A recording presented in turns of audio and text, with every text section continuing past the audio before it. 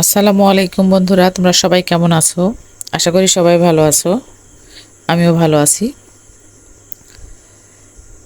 আজকে সকালটা শুরু করছি, দেখো কিভাবে সেটা তোমাদেরকে একটু দেখাচ্ছি। তোমার ভাইয়া গাছ থেকে অনেকগুলি তাল পেড়ে এনেছে। এদিকে আমাদের গাছের বাতাবি লেবুগুলিও কেমন হয়েছে একটু তোমাদেরকে দেখিয়ে দিচ্ছি।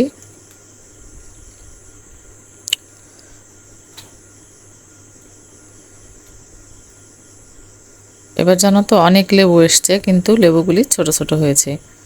জানি না বৃষ্টি কম থাকার জন্যে কিনা এরকম হয়েছে। তো লেবুগুলি দেখছিলাম, এর মধ্যে আবার আমার বেয়ান বাড়ি থেকে অনেকগুলি সবজি, তারপরে আলু, আবার কিছু তাদের গাছের দেশি ডালিম এগুলো পাঠিয়েছে। আর আমি গাছ থেকে কিছু শাক কেটে নিয়েছি, সেই শাকগুলি ভর্তা বানানোর জন্য রেডি করে রেখেছি আর কি।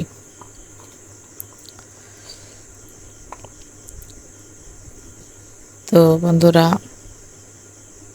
কি আর বলবো বলো, সংসারে অনেক কাজ, অনেক রকমের।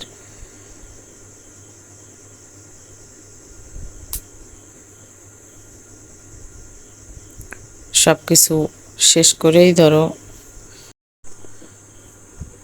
তো এদিক থেকে আমি শাকগুলো কেটে নিচ্ছিলাম ভর্তা বানানোর জন্য। আর তারপরে মাছ, সবজি দিয়ে মাছ রান্না করব, সেই জন্যে মাছগুলি ভেজে নিচ্ছি উল্টে পাল্টে, একটু লালচে করে মাছগুলি ভেজে নিচ্ছিলাম।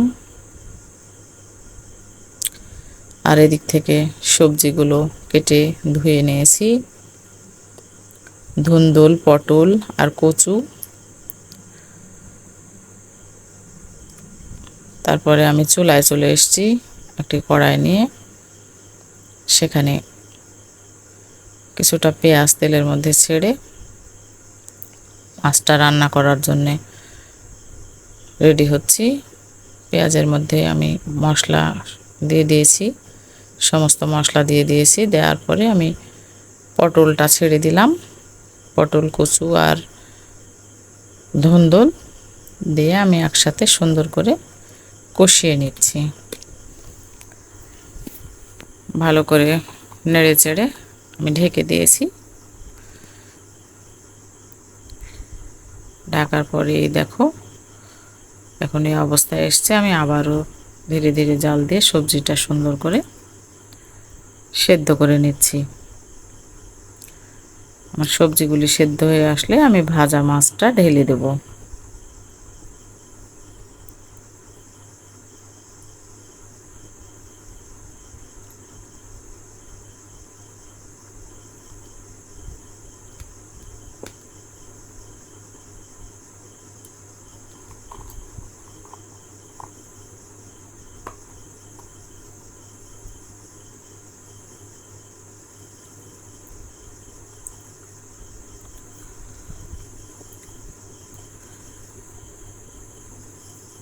আসলে কি বলতো, গ্রামের মানুষের মজাই আলাদা। আমাদের এখান থেকে ওইখান থেকে বিভিন্ন ধরনের শাক সবজি এটা সেটা আমরা পেয়েই থাকি।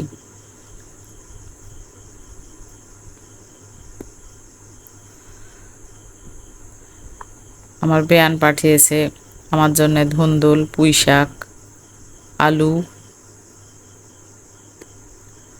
ডালিম এগুলো। তা আমার তরকারিটা এর মধ্যে হয়ে গেছে, আমি নামিয়ে নিলাম কড়াই থেকে। এবারে আমি চুলাতে একটা কড়াই বসিয়েছি, সেখানে আমি প্রথমে একটু রসুনগুলি 1-2 মিনিটের মতো ভেজে নিচ্ছি। এরপরে একটু পেঁয়াজ আর রসুন একসাথে আমি ভেজে নেব।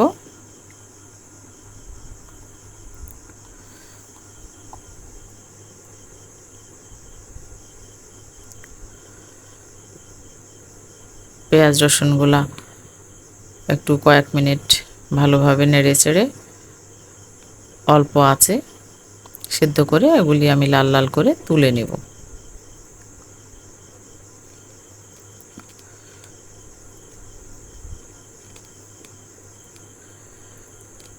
এবারে আমি ওই কড়াইয়েই ভর্তার জন্য যে শাকটা রেডি করে কেটে ধুয়ে রেখেছিলাম সেই শাকটা আমি দিয়ে দিয়েছি। আমি পানি ঝরিয়ে রেখেছি, কিন্তু তারপরেও শাক থেকে অনেক পানি আসে, আমি কিন্তু পানি দিলাম না। আমি শাকে পানি দিলাম না, আমি অল্প আছে ঢেকে দিয়েছি, ধীরে ধীরে সেদ্ধ হয়ে যাবে। এই দেখো কতগুলি পানি ছেড়েছে। আমি এই পানিগুলি এখন ধীরে ধীরে শুকিয়ে নেব।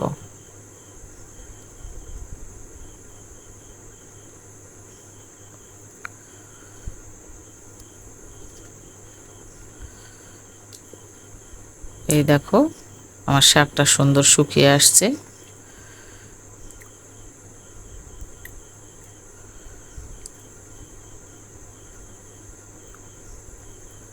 তো এই দিক থেকে আমি শাকটা ঢেলে নিয়ে ঠান্ডা করে পাটাতে বেটে নিচ্ছি।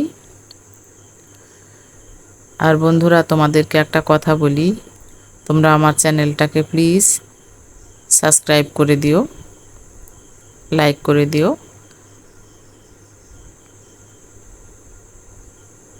আমি ভর্তাটা বেটে নিচ্ছি, সাথে পেঁয়াজ রসুনগুলি দিয়েও বেটে নিলাম।